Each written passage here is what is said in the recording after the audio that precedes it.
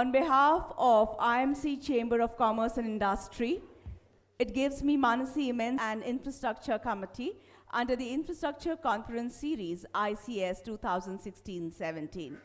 This two-day meet will showcase various opportunities for the entities engaged in the aviation sector and will bring national and international delegates on a common platform for dissemination of information and ideas. This event will witness eminent speakers from India and abroad to share their vision and also their experience on this ever-growing and ever-popular section of the Indian economy. In keeping with the Indian tradition, we will commence by lighting the auspicious ceremonial lamp. I invite our Chief Guest, Shri Jayant Sinha, Honorable Minister of State for Civil Aviation, Government of India. Sponsors and the media, our Prime Minister and our Minister here today. It started off, let's say, in terms of the confidence creation.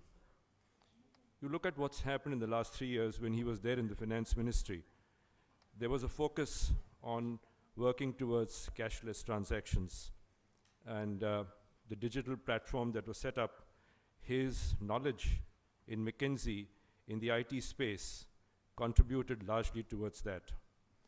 You look at again in terms of confidence building, the GST that's come in and is being launched shortly, the IBC, that's the bankruptcy code, which has been cleared. So these were blocks that were laid. And what has that done?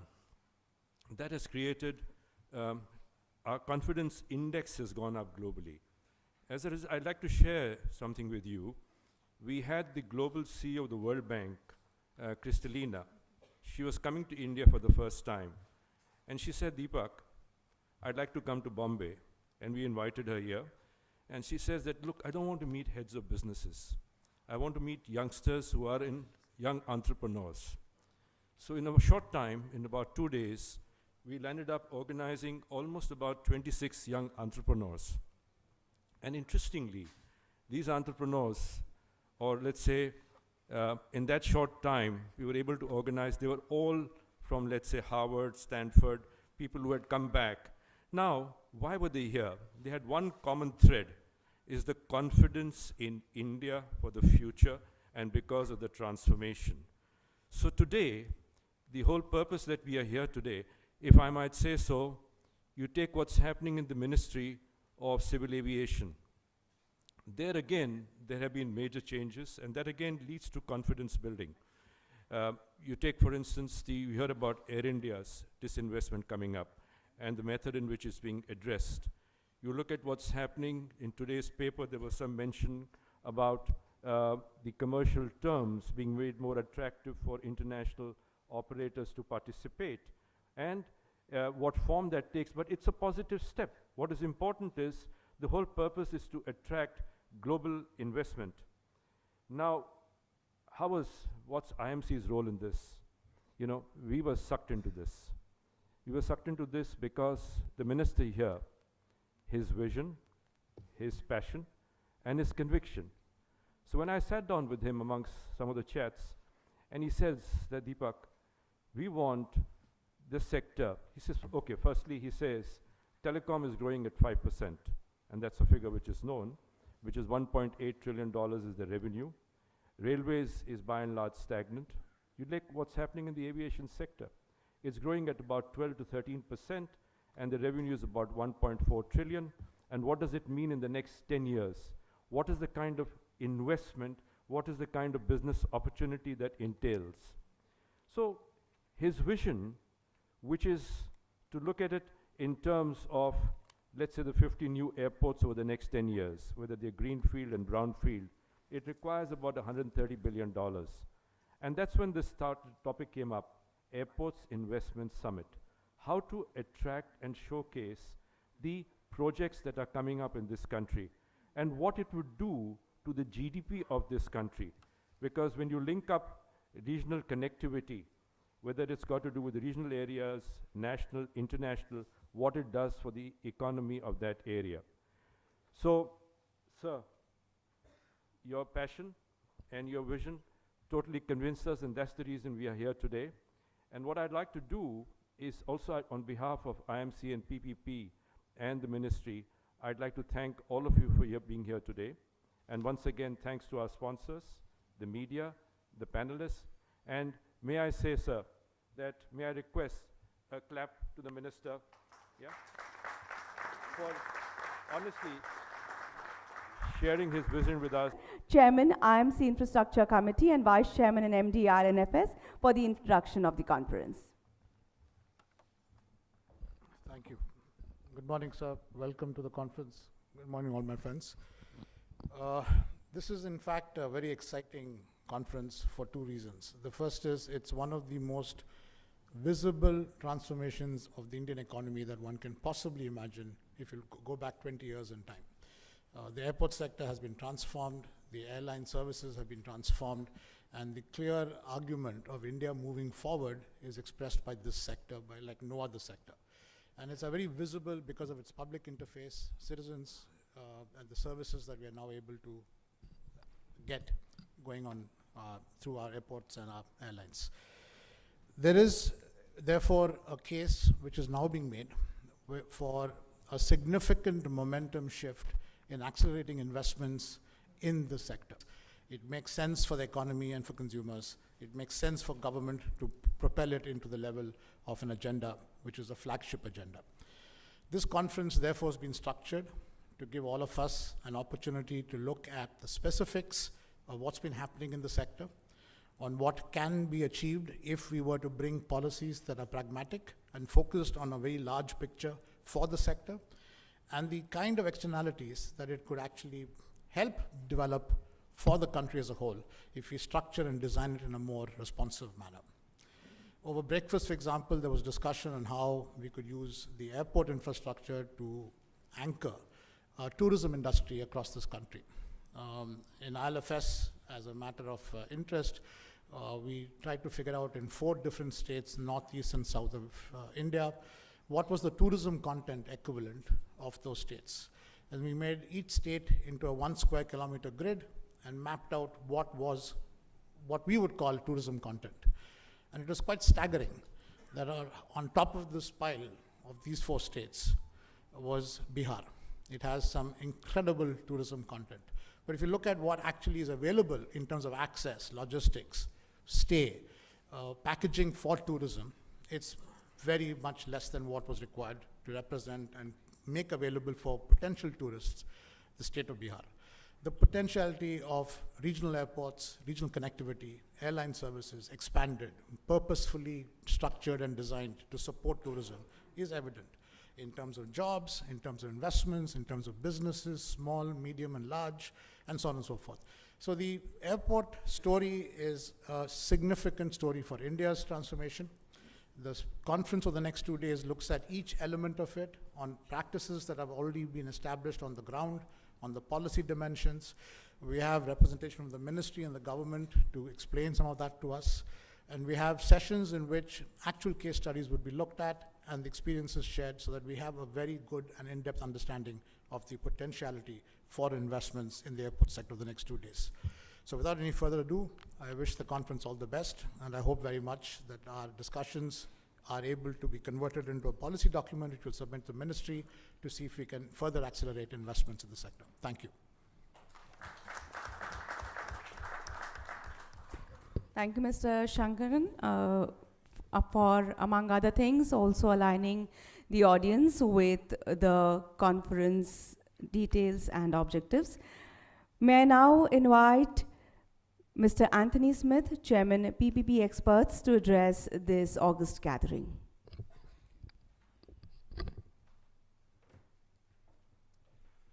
Good morning, ladies and gentlemen. I'd like to add the welcome of PPP Experts to you, along with the welcome from IMC, and extend that also to the Honourable Minister. PPP Experts are a company set up purely to deal with PPPs. We have a training arm, we have a conference arm, and also an advisory arm. And this is now our 3rd Airports PPP conference that we've helped to deliver. So I'm hoping that this is as exciting and as useful as our previous two. As I say, we are partners with IMC in delivering this conference, and I think it will make quite a big difference. PPPs have increasingly been used worldwide to bridge the infrastructure gap that is currently estimated at around 3.7 trillion every year worldwide. That is something that the public sector cannot actually afford to deliver on its own. So PPPs are a logical addition to the government's toolbox in delivering this sort of essential infrastructure. In fact, so much that there are currently 108 countries delivering, or attempting, I should say, to deliver PPPs in their regions. That's one of the reasons that we exist. We do a lot of advisory work with various countries on how to develop and implement their PPP programs. The reason PPPs are so useful is, as I say, because there's insufficient public capital.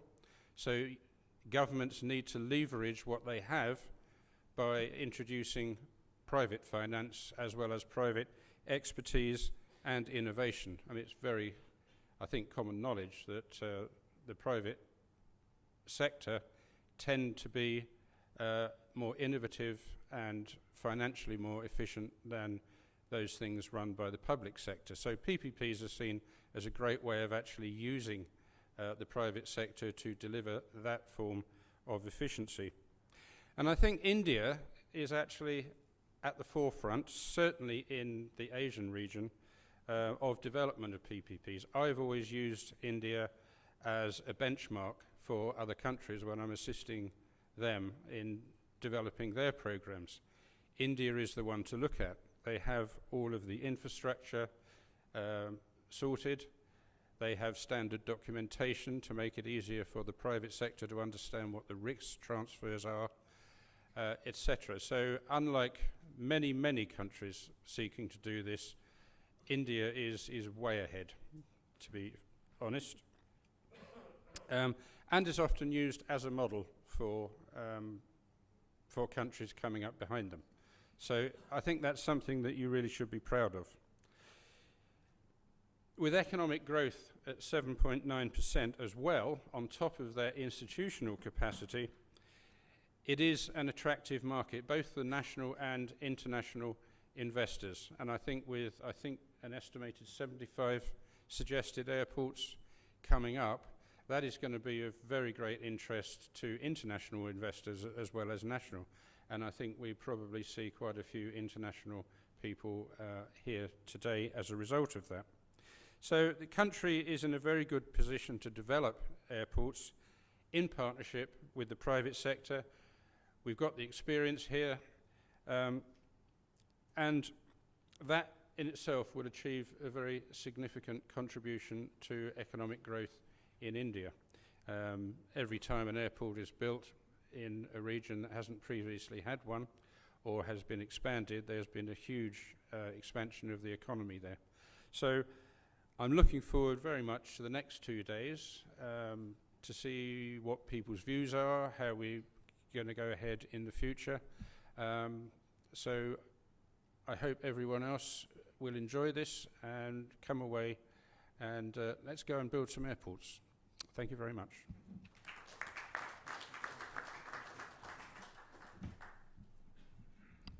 Thank you, Mr. Smith, for providing such significant information that will certainly be beneficial to all present.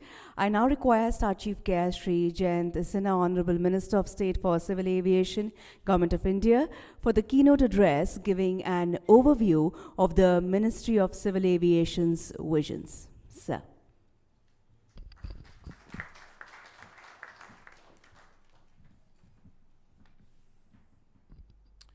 Shri Deepak Prem Narayan, President of the Indian Merchants Chamber, Shri Hari Shankaran, Chairman of the Infrastructure Committee of the Indian Merchants Chamber, Mr. Anthony Smith, Chairman PPP Experts, Shri Arvind Pradhan, Director General of the IMC, members of the media, ladies and gentlemen, a very good morning to all of you.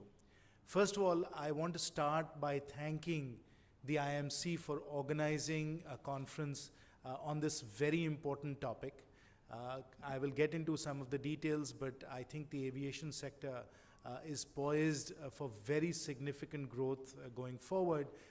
And as many experts have pointed out, we need to add substantial airport capacity to be able to accommodate this growth. So it's very important to bring together the stakeholders, policymakers, investors on the investments and on the planning that's required to really build out this airport network. So I think what the IMC is doing in this regard is extraordinarily important to be able to forge a path forward. I also want to thank Deepak for his very kind words. You were much too generous, but thank you for your kind words about the work that we are doing in the ministry. The reason all of us are very excited about what's happening in aviation is that as we look forward and we see where the big growth drivers of the economy are going to be, it's clear that aviation is going to be one of the major sectors that will drive the economy. Economic history has shown that every time there is a new phase of economic growth, it's generally led by new sectors. So if we go back and we look at the big growth phase that we had in the mid-90s, at that time that was driven by the IT industry, it was driven by construction to an extent, it was driven by telecom. Those were the growth industries of the mid-90s right up to the mid-2000s. Thereafter, we had another big burst of growth that was driven by affordable housing, it was driven by retail, and it was driven by the internet-related businesses as well. So that was the second big growth phase that we had in the mid-2000s.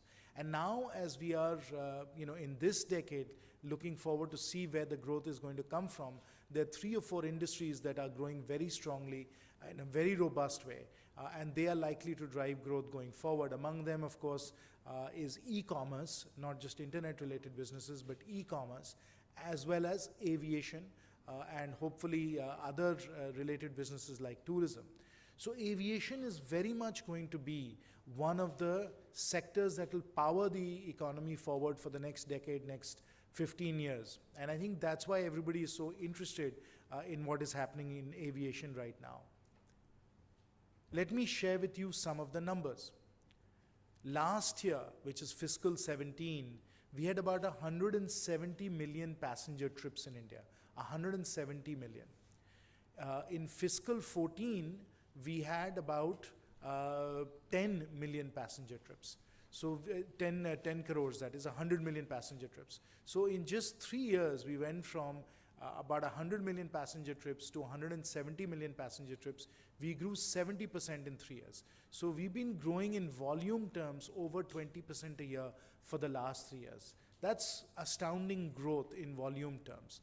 Obviously, there have been a number of factors that have driven this extraordinary growth. Of course, oil prices have a lot to do with it because oil prices have brought down the cost of flying, made it much more affordable. And so that has been a big, big boost for the sector. But there's a lot more to the story. A lot more to the story than just oil prices.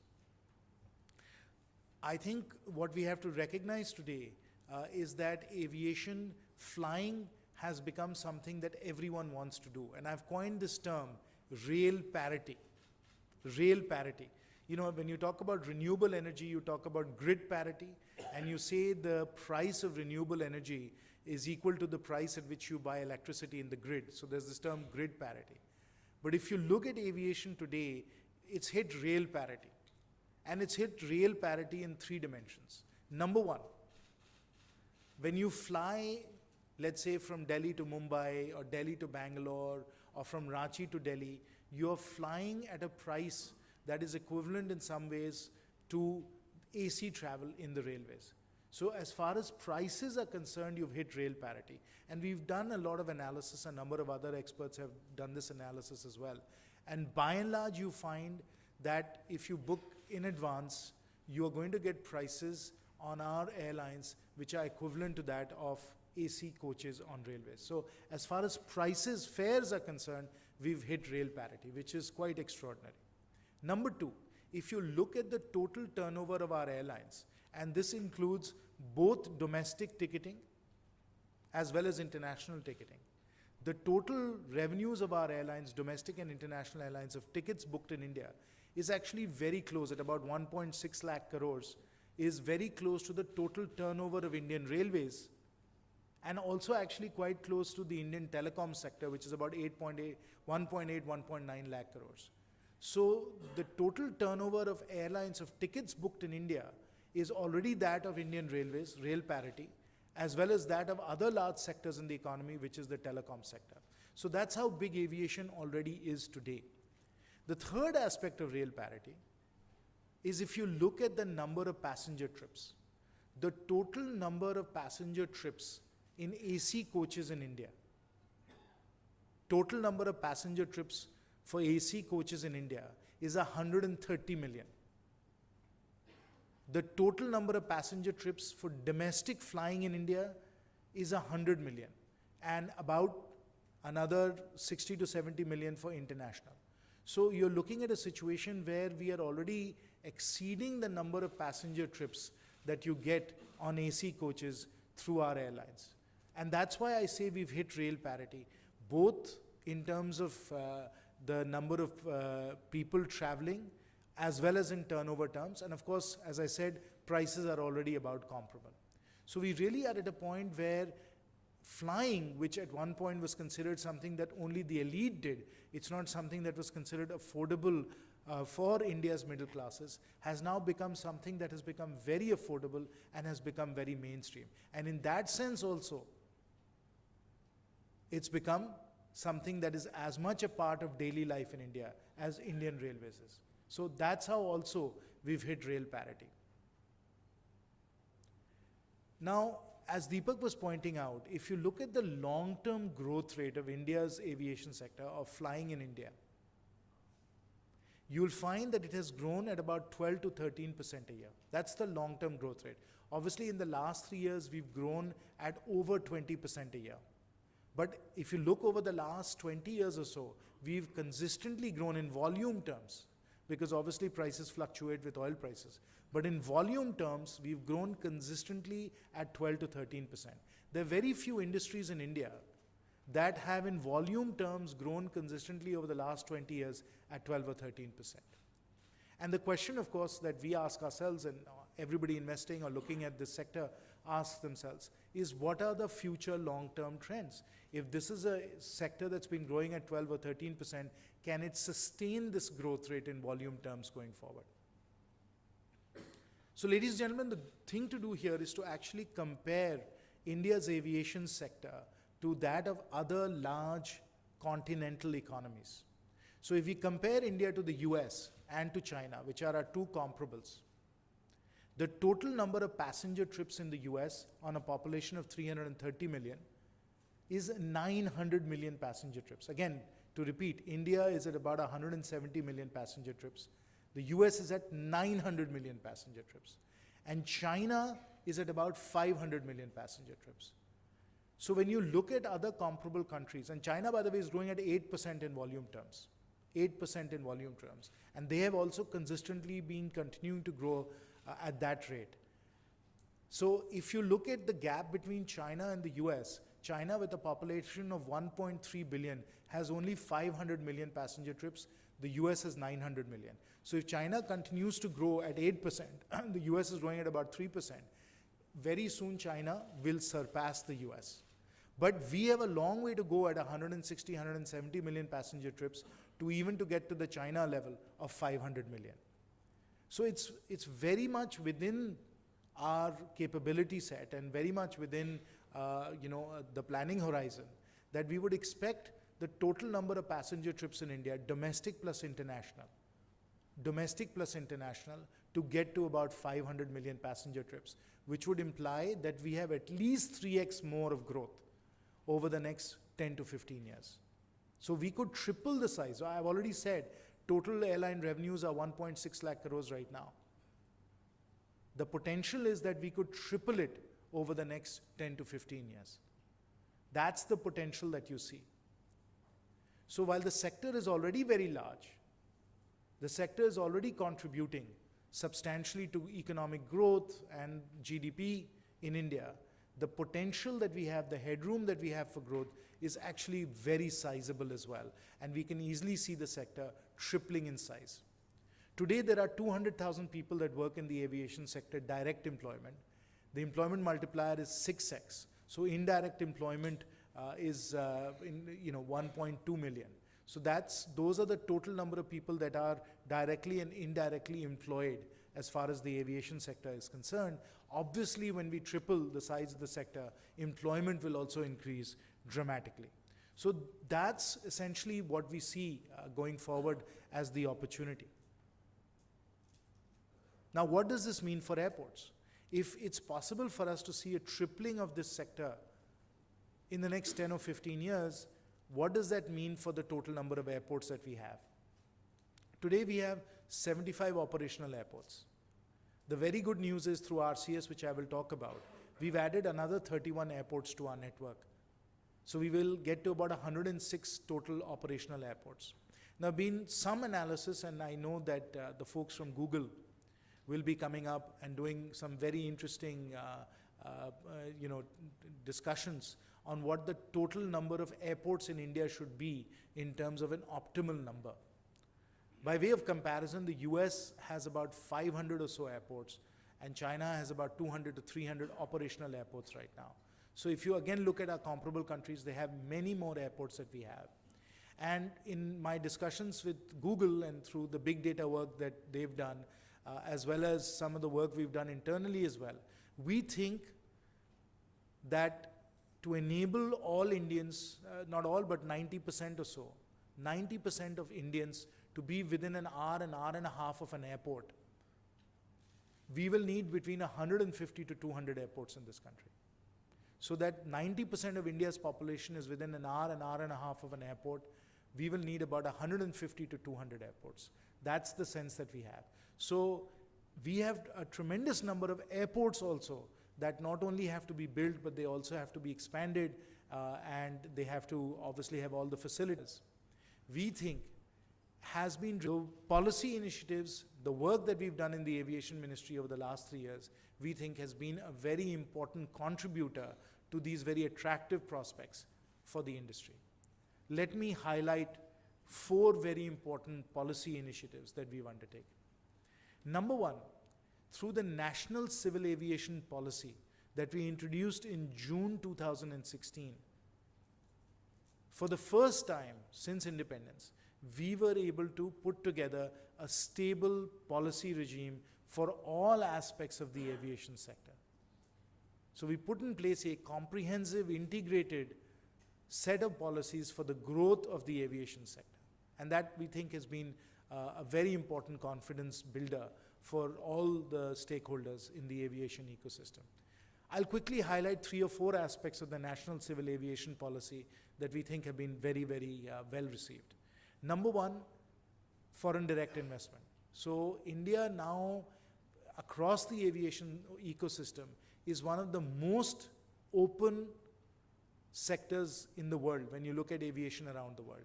We allow 100% FDI in airports, we allow 100% FDI in many of the ancillary industries like MROs, like ground handling, like catering, and even for airlines, we allow 100% FDI, 49% for carriers, 51% for foreign investors. So 100% FDI has been allowed for almost all aspects of the aviation ecosystem.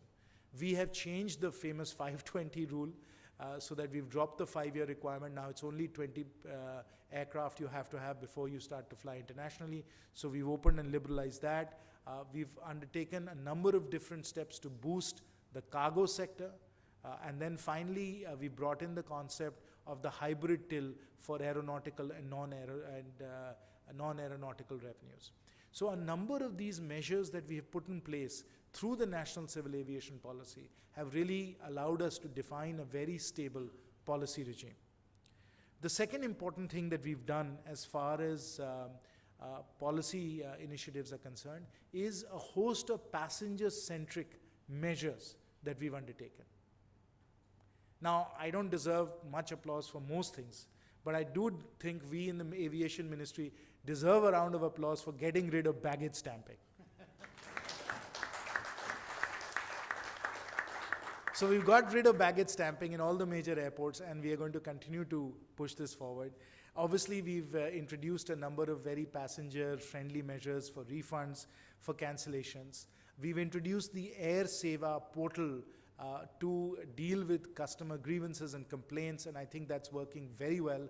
I get a lot of people, on social media and elsewhere complaining about airlines and complaining about airports, but we now have a system through Air Seva where all the ecosystem participants can receive these grievances and show that they're addressing them in a timely and prompt fashion.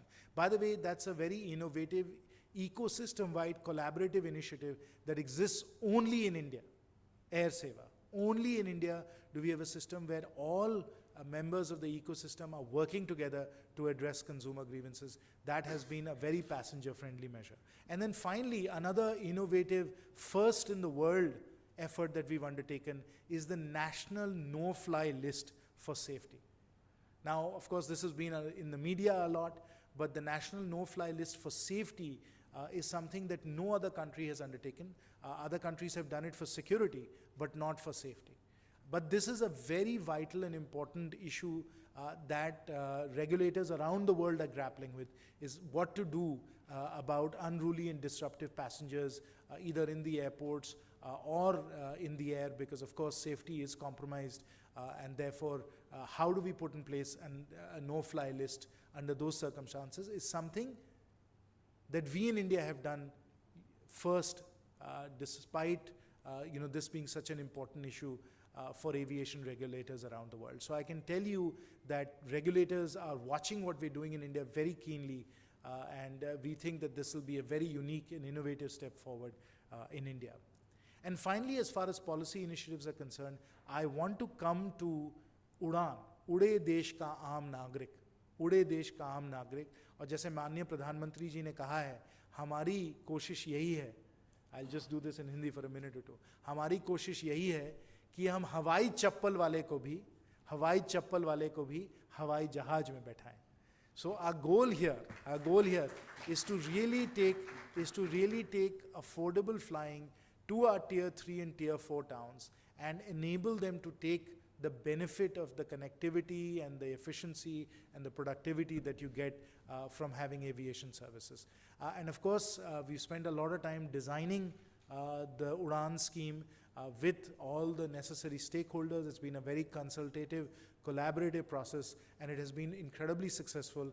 In the first round, as I said, we've opened up 31 airports, added 13 lakh seats to aviation capacity, airline capacity in this country. And ladies and gentlemen, we've done that with only 200 crores of cross-subsidy. Only 200 crores of cross-subsidy. We've opened up 31 airports. And let me also add that in the 70 years of independence, we added about 70 airports to our aviation network. So we were adding one airport a year. One airport a year. With Udan and the manner in which we've designed this whole policy framework, in 1 year, we've added 31 airports. So this has been very successful, and I think the best endorsement, people literally putting their money where their mouth is Indigo actually putting in an order for 50 ATRs, 10,000 crore order for turboprop ATRs, so that they can really take advantage of this scheme and connect a host of tier 3 and tier 4 towns. So Udan has been outstandingly successful, and it has really been a flagship scheme for the aviation ministry and for the government as well. And as I said, there are 4 policy initiatives. I'll come to the most important one last, because all of us are flyers, all of us are in the air very often, many times a week, and so safety for us is the number one priority. And what we've done over the last 3 years is to work very hard to continue to improve our safety in the skies, to continue to build up the number of air traffic controllers, the number of flight inspectors, our safety and licensing and certification procedures, so that we can streamline this, improve ease of doing business, and really make sure that we continue to put safety absolutely number one on our priority list. So these, in effect, ladies and gentlemen, as I said, have been the 4 policy initiatives that have enabled this dramatic growth that we've seen in the aviation sector, and will continue to drive that growth. Again, I'll summarize the 4. Number 1, National Civil Aviation Policy, creating a stable policy regime. Number 2, a host of passenger-centric initiatives, Air Seva, no-fly list, refunds, cancellations, baggage stamping, and so on. Number 3, Udan, and number 4, safety. These are the priorities that we have been working on over the last 3 years, and of course they have contributed greatly to the growth going forward. So I've touched on 2 topics. One, what is the growth, what are the trends that we are seeing in the aviation sector? And number 2, what are the policy initiatives that we've undertaken to really enable this to happen? Now, if you'll permit me, ladies and gentlemen, I'll come to my final topic, which is what are the major policy efforts that we have underway right now to continue to strengthen the momentum that we see in the aviation sector. And I'll talk about 3. The first I want to talk about is the unified security architecture that we're working on. As I said, safety is of paramount importance. It's our number 1 priority. Right behind it and very, very close to it is security. And over the last 18 to 24 months, I'll say, we have been spending a lot of time working on security on all of our airports. Baggage stamping is an example of that. Even as we've taken away the baggage tags, we have strengthened the CCTV cameras, the digital archiving, the monitoring of all of our major airports, so that we have, very robust surveillance going on. We are also working on a variety of things to strengthen city-side security, the security as you approach the airport. We've been working on a number of different measures to strengthen the surveillance aspects of the airport circumference. And we've also been spending quite a bit of time thinking about what we do with respect to our drone policies. All of these have been areas which we have been examining and working on very, very seriously. Also, we have been working with CISF and the Ministry of Home Affairs to think about how we can move towards a unified command for our airports. Today, ladies and gentlemen, security is airport by airport. We think about security as airport by airport. But what we really want to move towards, like we have in several other countries around the world, like in the United States with the TSA, the Transportation Safety Administration, is a unified command, which in our case would be with the CISF. The unified command where we are not looking at security airport by airport, we are looking at security across the entire aviation network. So today we have a mix of security personnel. We have CISF at many of our airports. We have CRPF in some of our airports. We have local police in other parts of our aviation system. But we want a unified command to be able to keep all of this under supervision and through a robust set of security protocols. So unified security architecture is a major policy initiative that we embarked on right now. And this is something we're doing in very close cooperation with the Ministry of Home Affairs. The other area that we are working on is in adding airport capacity. As I said, we expect that eventually we'll have 150 to 200 operational airports.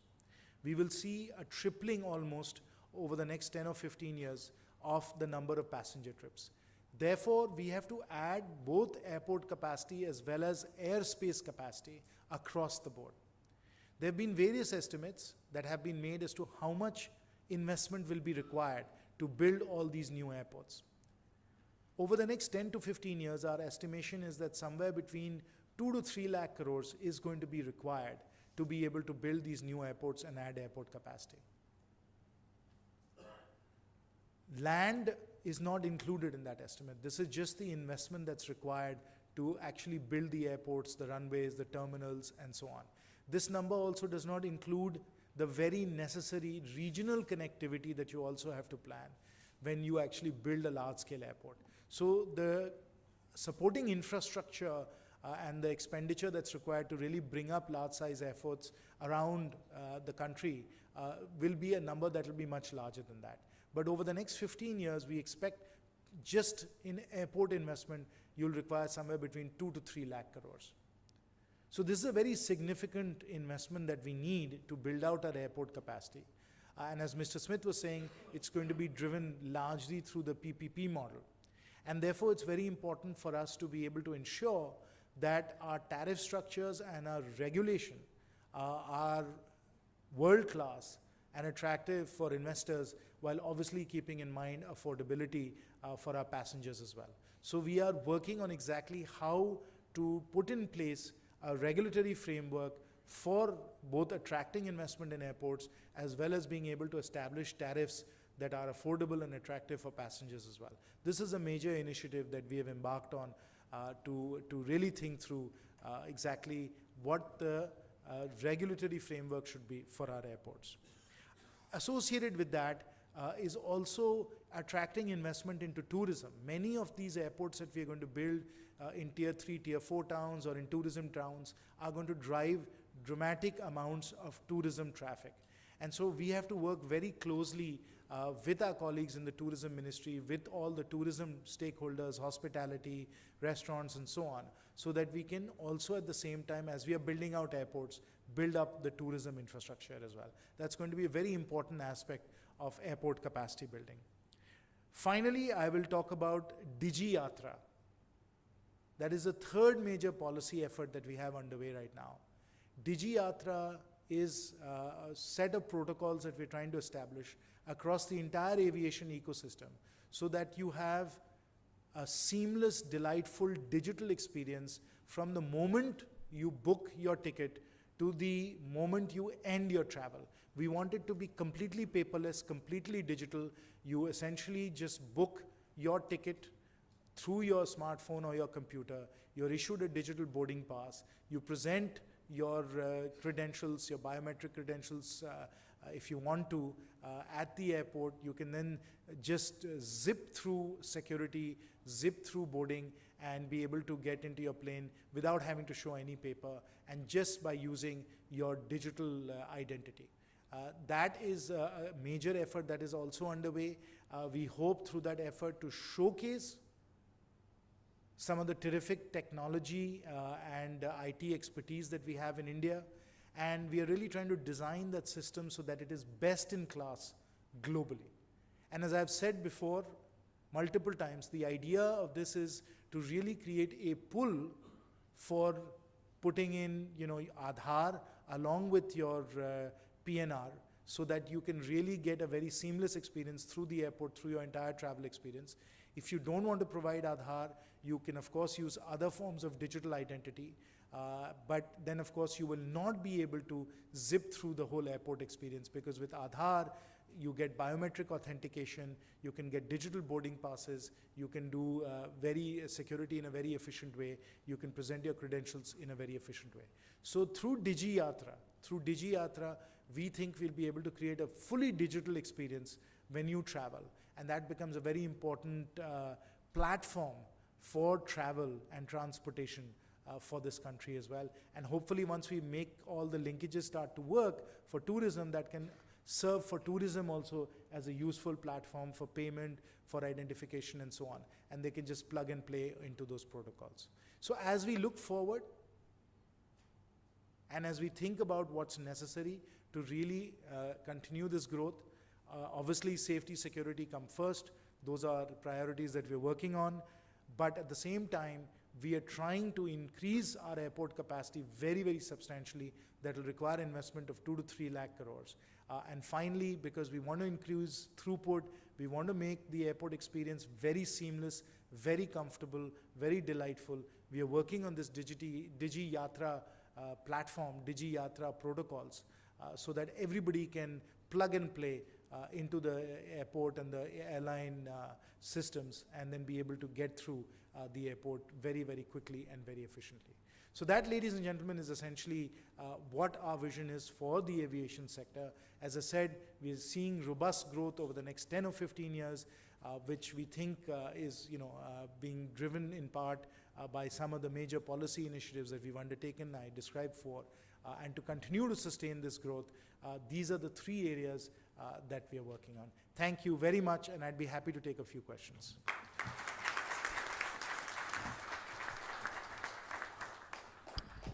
Thank you, sir, for enumerating major aspects of the national policy for civil aviation, especially highlighting UDAN and DG Yatra. Thank you once again for sharing your valuable insights and perspective. Yes, sir just said he would like to take a few questions. We have a provision of microphones. Kindly raise your hands. Wait till the mic reaches you. Kindly identify yourself. Yes, the mic is. Overview of the achievements and the way further in terms of the agenda for the ministry. My name is Surendra Gupte, Director Commercial with Global Aviation. Sir, my query relates to in terms of the thinking of the government as far as the award of contracts for airport development is concerned. What we've experienced in the past is the revenue sharing model has built-in inefficiencies and has been affecting the cost structure.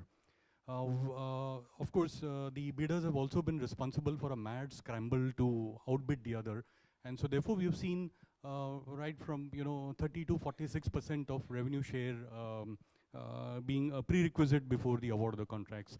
Is there a thinking in the government where rather instead of that, there's a possibility of award of contracts for airport development based on the bidder who offers the lowest tariff structure for passengers for a fixed period of say 5 or 10 years? I do agree that there are issues of ROI which will come in terms of attracting investment into the airports even under the PPP scheme, but inherently airport operators being monopoly service providers, airlines don't have a choice except for either take it or leave it, sort of a situation. And so therefore, is there a thinking in the government where the award of contracts would be based more on the lowest tariff provider rather than on a revenue sharing model? You've raised a set of very important issues as far as regulation of airports is concerned. And of course, we have been considering and analyzing these issues in a very thorough and methodical way for the last few years. And as I said, one of our major policy initiatives going forward is to think through the regulatory framework for our airports with respect to not just tariffs, but there are a number of other arrangements associated. For example, how do you get vendors, once you get an airport? How do you ensure fairness with respect to the other set of arrangements that you have with respect to, for example, ground handling and so on? How do you deal with cargo? All of these are aspects of the overall regulatory framework for our major airports. So that is something we have been studying very closely. And as I said, we are embarking on an effort to ensure that we can make the regulation of our airports absolutely the best in the world, so that we can balance out all the interests associated with the different stakeholders, whether it is the airport operator, the various vendors that are at the airport, obviously airlines, obviously passengers. So we are trying to now work through an effort to be able to come up with a new approach towards airport regulation. I will also add that if you study the contracts that have been put out for bid for Ahmedabad and Jaipur airports, you'll see that for those airports we have already moved to quite a unique and innovative approach for bidding out those airports. And that, I think, is a great way. Of course, we'll see what the experience is so far. The response we've got from stakeholders has been positive, but we'll see what the experience is with respect to Jaipur and Ahmedabad airports. There are 12 bidders for Ahmedabad, 8 bidders for Jaipur. So we've got very good interest from all the top airport operators in the world for those 2 brownfield airports. So we want to study what happens there. and then look to see what we can do to put in place good PPP models for brownfield airports. And as I said, in parallel, we are also looking at the regulatory framework for greenfield airports as well. So, Vasudevan from KPMG, thanks for a very good presentation. Touched upon some very important points. So for a very long time, we've been talking about an integrated committee or a joint committee for managing both aviation and tourism related infrastructure. And this is something which, as you rightly mentioned in your speech, has a very strong synergy. That is something which the industry is looking forward to for a long time, at least to ensure that there is enough good coordination between the two ministries in planning the infrastructure. The other element which we see is becoming increasingly important is the connectivity part. And this has been an issue with most existing airports and will continue to be an issue in future as well as we build new airports across the length and breadth of this country. So is it possible that the government can then look at having some sort of an integrated approach, having the key development of planning agencies in aviation, tourism, and also urban infrastructure to make sure that we have a more coordinated approach in building the infrastructure, not just the airports, but also the connectivity infrastructure along with it. Yeah. That is absolutely the way forward. And if you look at some of the large greenfield airports coming up, for example, Navi Mumbai, Purandar outside of Pune, obviously Mopa in Goa, you will find that there is in fact an integrated approach that either the state authorities or the municipal authorities are undertaking. CITCO in the case of Navi Mumbai, the Pune MRDA in the case of Purandar Airport as far as Pune is concerned, where they are taking into account all the necessary linkages, whether it is with tourism, whether it is with transportation, and fitting that into the master plan for that particular area. That, of course, is the way to go.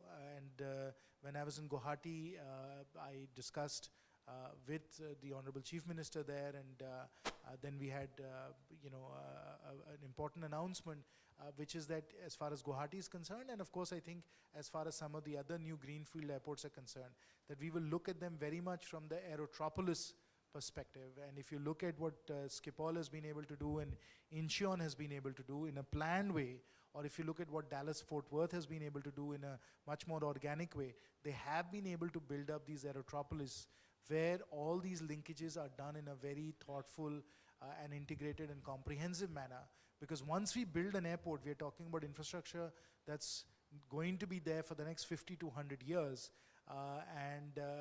Once that airport is in place, you can't move it around, and it really becomes a massive, massive growth center for that region. And so these linkages and this kind of planning has to be done very carefully and thoughtfully to be able to pull it together.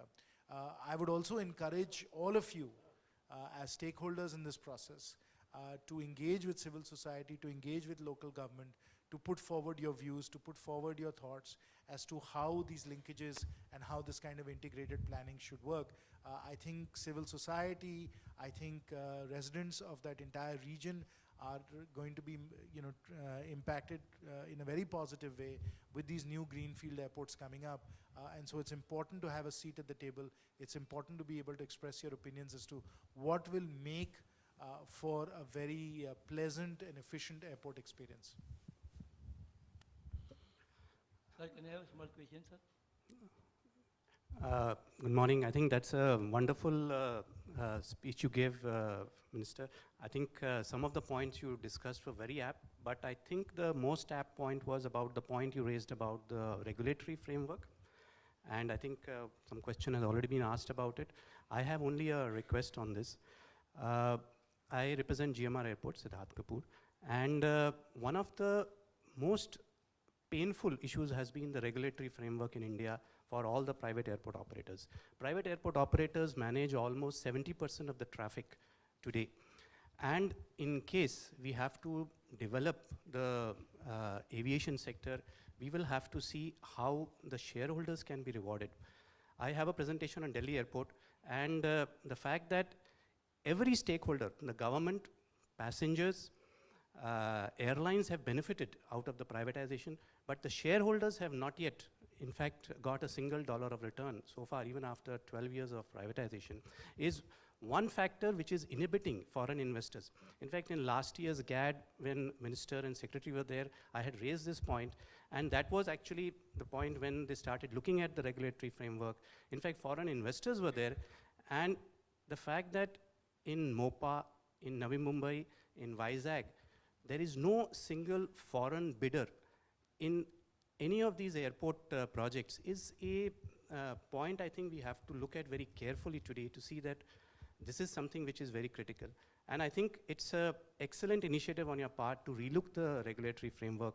Our only request is that kindly look at the regulatory framework also for the existing airports. Do not make it prospective, but also make it as far as the existing airport operators are concerned, because as far as the shareholders are concerned, they have been suffering over the last 10 years on this count. You're absolutely right about investors being concerned about the return on their invested capital in airports in India. We've also been in touch with both domestic investors as well as foreign investors, and we all recognize that there is a need to streamline and really make the overall regulatory framework for our greenfield and brownfield airports much more transparent and predictable and much less contentious. So we recognize those issues, we understand those issues, and we will be embarking on a major effort to really get and solicit inputs and feedback from all stakeholders so that we can evolve, as I said, best-in-class framework for airports. I'll take two more questions. Yeah. Good morning, sir. I'm Pramod Shah, former chairman of the Institute of Company Secretary of India.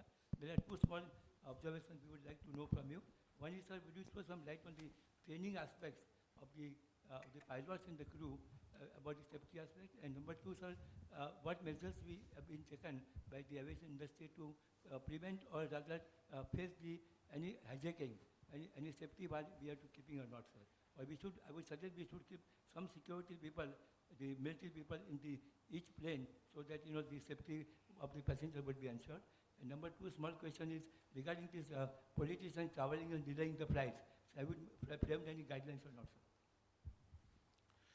Those were a series of questions. I'll just address a couple of them.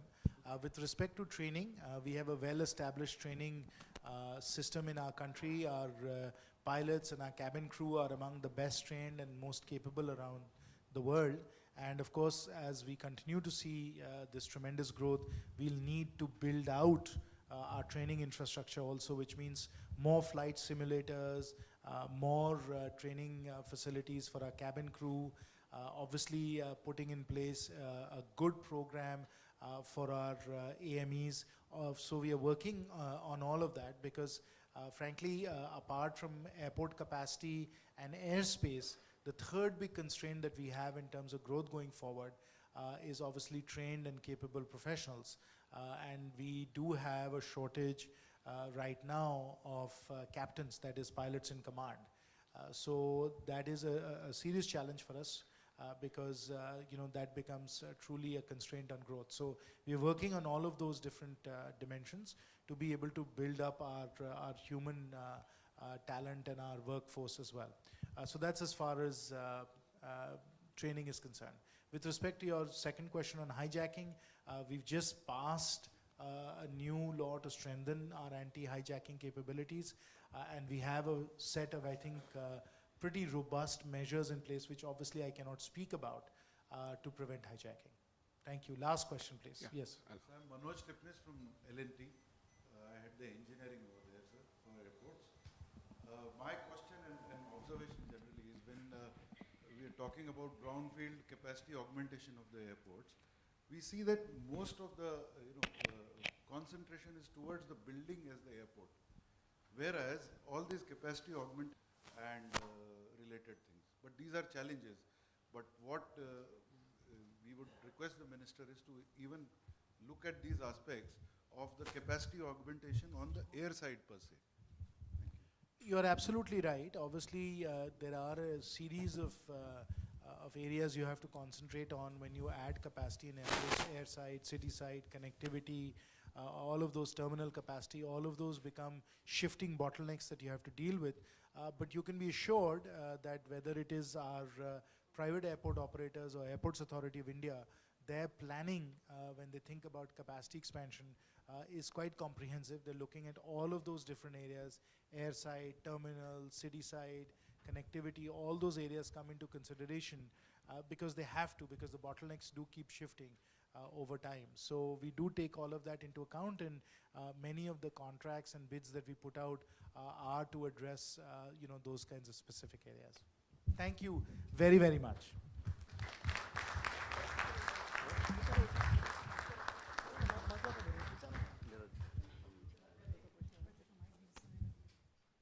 Check. That indeed was